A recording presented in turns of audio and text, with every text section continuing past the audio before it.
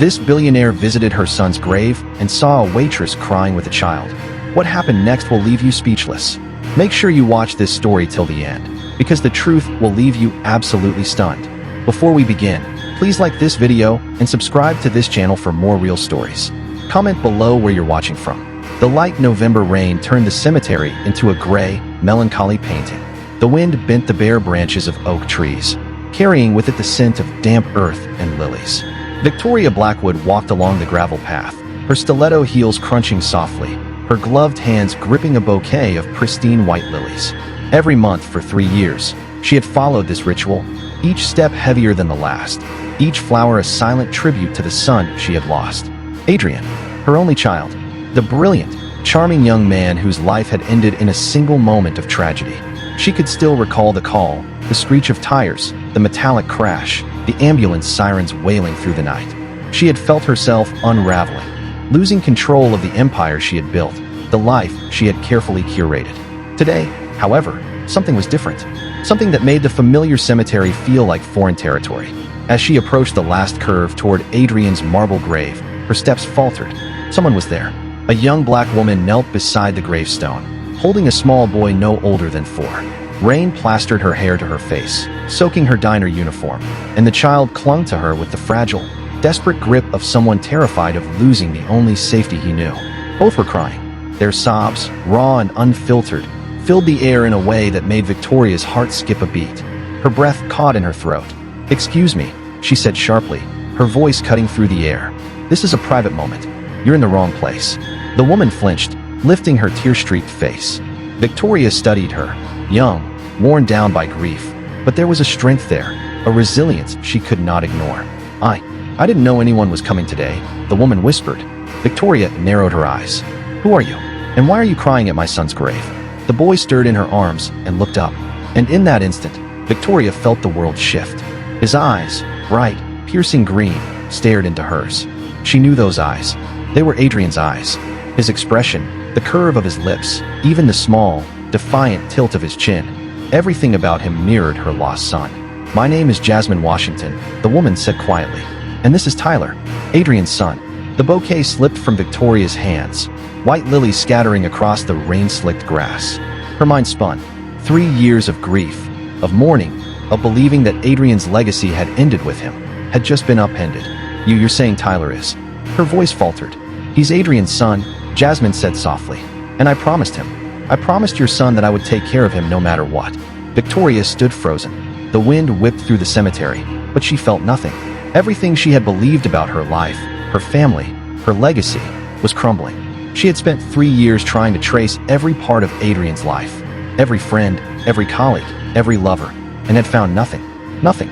And now, standing before her, was a living, breathing piece of her son she had never known. She looked at Tyler, clutching his mother's shoulder. His green eyes, wide and trusting, stared back at her. She felt a sudden surge of love, guilt, and rage, an impossible storm of emotions she had no words for. Why didn't Adrian ever tell me?" she finally asked, her voice trembling with disbelief. Jasmine's lips pressed together. "He wanted to. He loved you, and he trusted you. But there were complications, things he never had the chance to fix. And then he died. I didn't know what to do, and I wanted to protect Tyler." The wind picked up, sweeping raindrops across Victoria's face. She looked down at the child again. Her grandson, her bloodline, her family, alive, and she had been blind to it all. "Tyler," she whispered, almost to herself. Her voice caught again. "My grandson." 2 weeks later, Victoria had turned her private library into a command center. Mahogany tables were stacked with investigative reports, every file detailing Jasmine Washington's life. Victoria leafed through them like a general preparing for war. 2 jobs, living paycheck to paycheck, raising a child alone, she muttered, staring at a grainy photograph of Tyler playing in a park. "This is unacceptable. He deserves better." Her personal assistant, David Chun, stood silently beside her chair. He had seen Victoria dismantle empires with little emotion, but even he sensed something different this time. "What about the boy's mother?" Victoria asked, her voice low but icy. David opened another folder. "Here's where it gets interesting. There's no birth certificate, no hospital record, nothing.